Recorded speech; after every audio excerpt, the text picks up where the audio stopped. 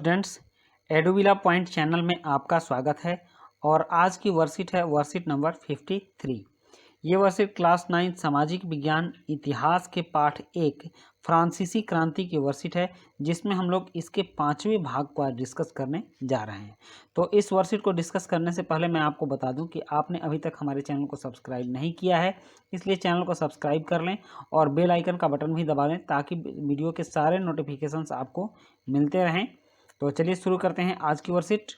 और आज की वर्कशीट में हम लोग 1794 से 1799 के बीच उदार गणतंत्र जो फ्रांस में हुआ था उसके बारे में जानेंगे।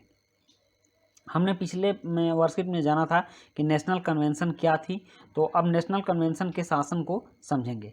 नेशनल कन्वेंशन ने एक संविधान का निर्माण करके कार्यपालिका का उत्तरदायित्व तो 5 सदस्यीय निदेशक मंडल, जिसको बोर्ड ऑफ डायरेक्टर बोलते हैं, या डायरेक्टरी को सौंपा। नेशनल कन्वेंशन के बाद संसद में डायरेक्टरी का शासन शुरू हुआ, जो फ्रांस में डायरेक्टरी का शासन शुरू हुआ जो 1795 से 1799 तक चला। मतलब लगभग 4-5 साल डायरेक्टरी का शासन चला। और डायरेक्टरी का यह शासन अव्यवस्थित और कठिनाइयों से भरा हुआ था। मतलब कि यह डायरेक्टरी का शासन सफल नहीं हुआ, यह अव्यवस्थित था और इसके समक्ष बहुत सारी कठिनाइयाँ थीं। संचालक मंडल को, मतलब जो निदेशक मंडल थे, सशस्त्र सेनाओं के नियंत्रण एवं सेनाध्यक्षों की नियुक्ति, फ्रांस की ओर से संधि करने या युद्ध करने के अधिकार प्राप्त थे। संचालक मंडल के सामने सबसे प्रमुख समस्याएं थी युद्ध की समस्या, क्योंकि फ्रांस उस समय चारों तरफ युद्ध से घिरा हुआ था और युद्ध से उत्पन्न परिस्थितियां काफ़ी भयावह थी। डायरेक्टरी के सदस्य अनुभवहीन थे, उनके पास शासन चलाने का कोई अनुभव नहीं था, अयोग्य थे, योग्यता भी नहीं थी और भ्रष्ट थे, वो भ्रष्टाचार में लिप्त रहते थे। डायरेक्टरी के शासन काल में तरह तरह की गड़बड़ी फैली, बेकारी बढ़ी, मतलब बेरोजगारी बढ़ी, व्यापार ठप पड़ गया, चारों तरफ युद्ध ही हो रहे थे, इसलिए व्यापार सही ढंग से नहीं चल पड़ा, तो वहाँ की जो आर्थिक स्थिति है वो काफ़ी ख़राब हो गई। विदेश नीति भी कमज़ोर रही, क्योंकि अगल बगल सारे देशों से उसकी लड़ाई ही चल रहे थे और उसके पक्ष में बहुत कम ही लोग बोलने वाले थे। ऐसी स्थिति में फ्रांस की जनता एक ऐसे नेतृत्व की आवश्यकता महसूस कर रही थी जो देश के अंदर और बाहर शांति स्थापित कर सके तथा विदेशी शक्तियों को परास्त कर सके। तो इस काल में नेपोलियन प्रथम ने सैन्य विजयों द्वारा फ्रांस के सम्मान को स्थापित किया और अंततः डायरेक्टरी का शासन अंत कर सत्ता पर नियंत्रण स्थापित किया। तो आपने समझ लिया कि नेपोलियन का नाम कब आया और नेपोलियन ने किस परिस्थिति में फ्रांस की सत्ता को अपने हाथों में किया। अब 1799 मतलब डायरेक्टरी शासन के बाद 1814 तक पुनः राजतंत्र की ओर, और ये जो उदार गणतंत्र के बाद 1799 से 1814 में पुनः राजतंत्र की ओर सत्ता का हस्तांतरण हुआ। और 1799 में नेपोलियन प्रथम ने डायरेक्टरी का शासन अंत किया और फ्रांस का प्रथम काउंसिल बना, और 1804 में उसने अपने को सम्राट घोषित कर दिया। और इस तरह नेपोलियन के साम्राज्यवादी शासन की शुरुआत हुई। नेपोलियन ने अपने साम्राज्य का विस्तार करना शुरू किया और नेपोलियन ने अपने विजयी अभियानों द्वारा, मतलब उसने बहुत सारे देशों को जीता, यूरोप का राजनीतिक भूगोल ही बदल दिया। उसने 1812 में रूस पर आक्रमण किया, जहां सर्दी और वातावरण से उसकी सेना को बहुत क्षति पहुंची। मतलब कि अगर एक तरफ फ्रांस को कुछ फायदा हुआ तो दूसरी तरफ फ्रांस को कुछ नुकसान भी उठाने पड़े। यहीं से उसका पतन शुरू हो गया।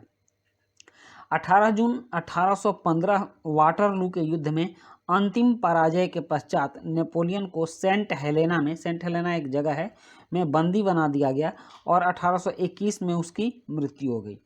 फ्रांस की सिविल संहिता नेपोलियन प्रथम द्वारा 1804 में फ्रांस में लागू की गई।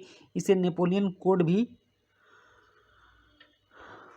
कहते हैं। इस संहिता को बनाने में पुरातन एवं नवीन कानूनों का समन्वय किया गया। पुरातन मतलब पुराने कानून और नवीन मतलब नए कानूनों को मिलाकर नेपोलियन की संहिता बनाई गई, और यह संहिता फ्रांस में नेपोलियन की सत्ता को स्थापित करने में काफ़ी महत्वपूर्ण साबित हुई। और इस संहिता की कुछ महत्वपूर्ण बातें भी हैं जो कि इसको हम पॉइंट बाय पॉइंट समझेंगे।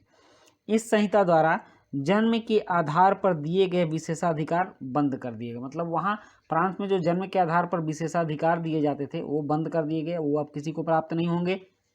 और इसके तहत धर्म की स्वतंत्रता प्रदान की गई, मतलब जो जिस धर्म को मानना चाहेगा उस धर्म को मान सकता है। इसमें कहा गया कि सरकारी नौकरियां उनको मिले जो सर्वाधिक योग्य हो, मतलब योग्यता के आधार पर सरकारी नौकरी देने का प्रावधान किया गया, और ज्यूरी की सहायता से खुले में मुकदमे सुनने की व्यवस्था की गई, और यह भी काफ़ी महत्वपूर्ण कदम था। कानून के समक्ष सबकी समानता के सिद्धांत को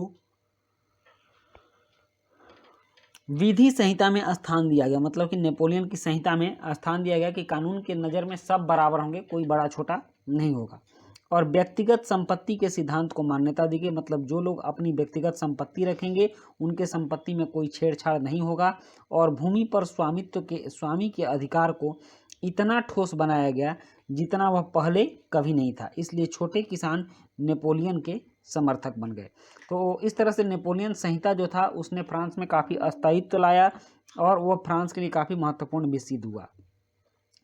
नेपोलियन प्रथम की कानून संहिता उसका अस्थायी कार्य सिद्ध हुआ। नेपोलियन ने स्वयं इस कानून संहिता के महत्व को स्वीकार करते हुए कहा, मेरा वास्तविक गौरव मेरी 40 युद्धों में की विजय में नहीं, मेरी विधि संहिता ही ऐसी है जो कभी ना मिट सकेगी और चिरस्थायी सिद्ध होगी, मतलब काफ़ी लंबे समय तक यह अस्थायी बने रहेगी। और नेपोलियन की विधि संहिता बहुत लंबे समय तक फ्रांस में आज भी मानी जाती रही है। तो चलिए अब इस पर आधारित कुछ प्रश्न हैं, उन प्रश्नों को भी देख लेते हैं। और प्रश्न ये है, पहला प्रश्न है कि डायरेक्टरी के शासन में क्या क्या कठिनाइयाँ थीं। दूसरा प्रश्न है, नेपोलियन प्रथम किस प्रकार शासन पर अपना नियंत्रण स्थापित करने में सफल रहा। तीसरा प्रश्न है, नेपोलियन संहिता का क्या महत्व है। चौथा प्रश्न है, नेपोलियन संहिता में दिए गए कानूनों और प्रावधानों को आप भी अपने लिए महत्वपूर्ण मानते हैं और क्यों। तो चलिए अब इनके उत्तर लिखते हैं। पहला प्रश्न यहाँ पर दिया गया है, डायरेक्टरी के शासन में क्या क्या कठिनाइयाँ थी। तो इसका उत्तर है, डायरेक्टरी के शासन में निम्नलिखित कठिनाइयाँ थी। पहली, युद्ध की समस्या, डायरेक्टरी के सदस्य अनुभवहीन थे, डायरेक्टरी के सदस्य अयोग्य तथा भ्रष्ट भी थे, बेकारी और व्यापार की समस्या, खराब विदेश नीति। उसके बाद दूसरा प्रश्न है, नेपोलियन प्रथम किस प्रकार शासन पर अपना नियंत्रण स्थापित करने में सफल रहा। तो इसका उत्तर है, नेपोलियन प्रथम 1799 में फ्रांस का प्रथम काउंसिल बना। 1799 में उसने डायरेक्टरी के शासन का अंत कर दिया और 1804 में अपने आप को फ्रांस का सम्राट घोषित कर दिया और नेपोलियन कोड लागू किया। इस तरह से उसने फ्रांस में अपना नियंत्रण स्थापित कर लिया।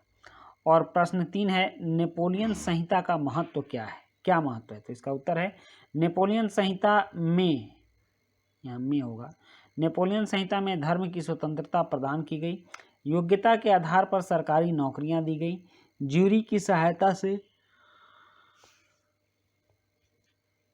मुकदमे को सुनने की व्यवस्था की गई। उसके बाद कानून के समक्ष सबकी समानता के सिद्धांत को विधि संहिता में स्थान दिया गया और व्यक्तिगत संपत्ति के सिद्धांत को मान्यता दी गई। फिर चौथा और अंतिम क्वेश्चन है कि नेपोलियन संहिता में दिए गए कानूनों और प्रावधानों को आप भी अपने लिए महत्वपूर्ण मानते हैं और क्यों। तो इसका उत्तर है, मैं नेपोलियन संहिता में दिए गए कानूनों में कानून के समक्ष समानता का सिद्धांत और ज्यूरी की सहायता से खुले में मुकदमा सुनने की व्यवस्था तथा धर्म की स्वतंत्रता और योग्यता के आधार पर दी गई सरकारी नौकरी को महत्वपूर्ण मानता हूं। यह किसी भी राष्ट्र के विकास में सबसे महत्वपूर्ण कदम है। तो बच्चों, ये थी आपकी वर्कशीट एसएसटी की और आपने पूरी वर्कशीट करी। इसके लिए आपको बहुत बहुत धन्यवाद और मिलते हैं नेक्स्ट वर्कशीट में। Thank you.